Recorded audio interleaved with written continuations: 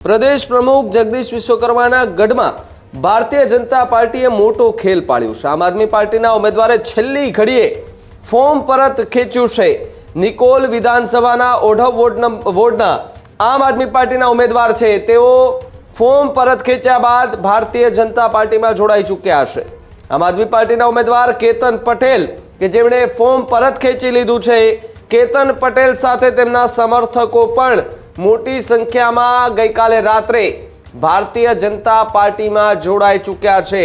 ભારતીય જનતા પાર્ટીનો આ સૌથી મોટો ખેલ નિકોલની અંદર અત્યારે જોવા મળ્યો અને જગદીશ વિશ્વકર્માનો એક ગઢ ગણાઈ રહ્યો છે અને ગઢમાં ભારતીય જનતા પાર્ટીએ ફરી એકવાર પોતાનો આ ખેલ જે છે તે પાડી દીધો છે અને એ સક્સેસ પણ ગયો છે।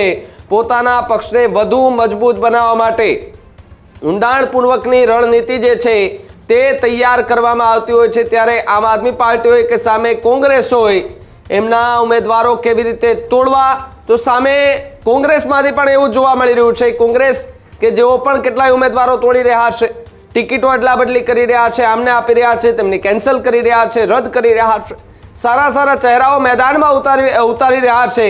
ત્યારે સ્થાનિક સ્વરાજ્યની ચૂંટણી પહેલા તમામે તમામ રાજકીય પાર્ટી જે છે તે એકદમ તૈયારી સાથે મેદાનમાં જોવા મળી રહી છે। ત્યારે નિકોલની અંદર પણ એ જ પ્રકારના ગઈકાલે રાત્રે દ્રશ્યો જોવા મળ્યા કે જ્યાં પ્રદેશ પ્રમુખ જગદીશ વિશ્વકર્માના ગઢમાં ભાજપે મોટો ખેલ પાડ્યો છે।